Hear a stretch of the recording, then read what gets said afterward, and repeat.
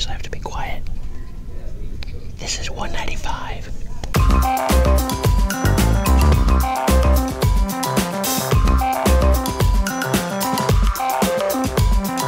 And howdy ho, regurgitators and exterminators. Exterminators. Happy Friday. Buckets is sick. He's got a really swollen face. His eyes are all puffy. He's got allergies. We're taking him to the vet.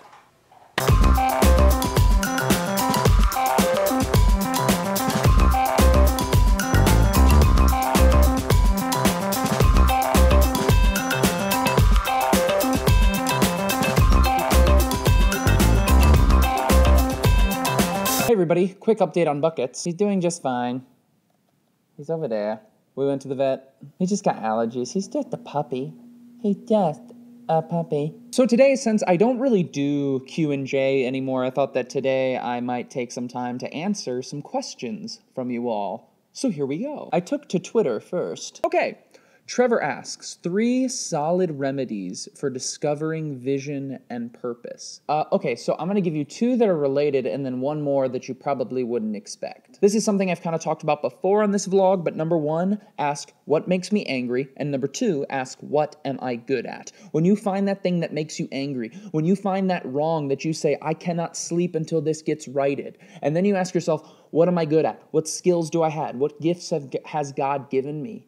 And then what you do is you ask, how can I combine those 2? How can I use what I'm good at in order to make a difference in what makes me angry? Now, the third remedy or the third suggestion I want to give you is probably not one that most people think about. And that is stop worrying about calling, stop worrying about purpose, stop worrying about mission. I think for the majority of people, actually, this idea of having a mission or having a purpose is a lot more used as an excuse than a motivator. And what I mean by that is people say, well, I can't exactly pursue this calling until I know what it is, so I'm just going to wait around until I understand what my purpose is. And people use it as an excuse to do nothing, because it's actually a lot easier to just sit back and say, well, I don't know what my purpose is, than to go out and start doing things and start figuring things out. So my third remedy or my third suggestion would actually be, don't worry about it. Just start asking yourself, how can I help people today? How can I serve people today? Henning asks, any general advice for college/university?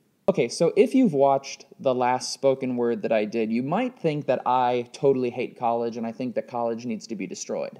Not quite true. I think that college, much like a lot of other things, is nothing more than a tool. And you can use that tool effectively or you can use that tool ineffectively. I find that college is best for people who don't rely on the school to give them an education. College works best when you say, I am coming here to give myself an education, to learn in every circumstance, not just in every class, but in every circumstance. Those who go to school expecting the school to do all the work for them, they're going to be sorely disappointed. Those going to a school expecting that that degree that they get is just going to be a free ticket to a job, they're going to be sorely disappointed.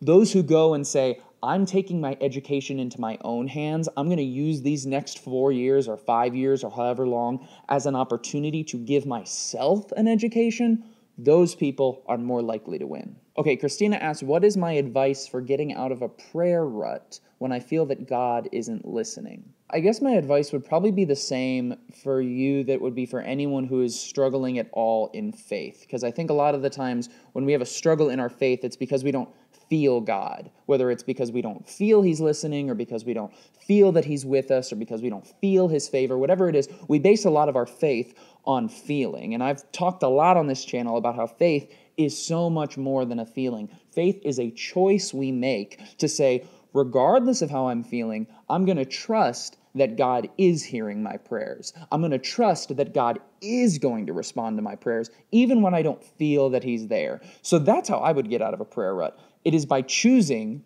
to trust that what God says is true, even though I don't feel it. And that's a difficult thing to do. That's going to take discipline. That's not easy. But I think that's probably the best way. Jess asks, what is the biggest life lesson you have learned this year?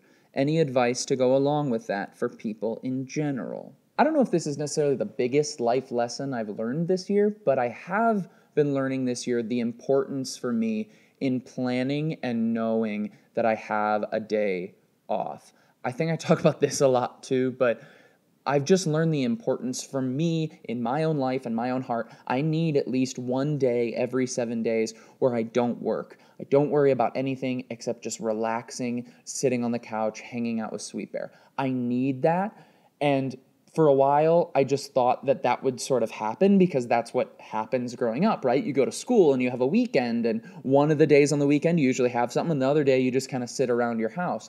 And so I assumed that that would carry into adulthood, but when you have sort of a non-traditional job like I do, that doesn't always happen. You can go 8, 10, 15, 20 days without having a full day off. And so I've learned to look forward and to plan ahead. And at the beginning of the month, I say, okay, I need 4 days off this month. Where are they going to be? And that's what's on the schedule for that day. If something else comes up, no. That day is a day off. I can't do that thing. So I guess the advice that comes out of that is just continually learning about yourself. You know, when you find yourself in a rut, or when you find yourself having a rough time or getting continually stressed over the same thing, I think a lot of us just get caught in that. We say, gosh, this always stresses me out. This always stresses me out.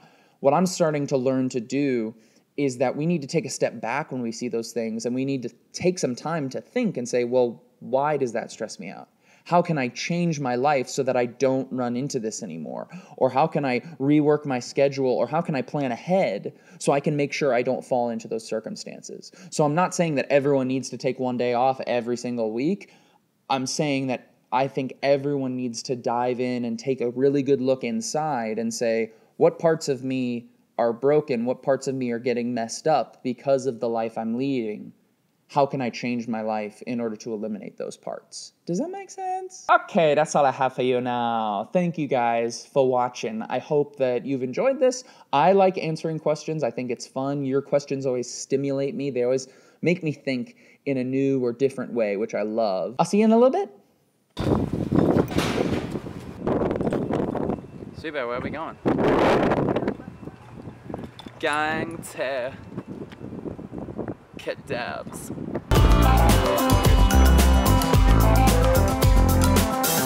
you guys miss me? Don't give me that look. Who? You. What did I do? You were like... I was looking at you lovingly because you're my spouse. You're mi esposa.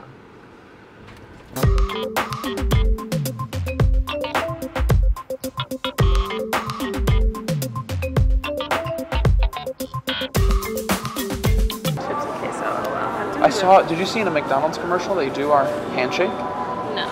Yes. Who? These, a Bears and a Packers fan. Like this? Exactly? Yeah, they do our handshake. Exactly? They don't slap their chest, but they do this. They go. I think we could probably sue McDonald's.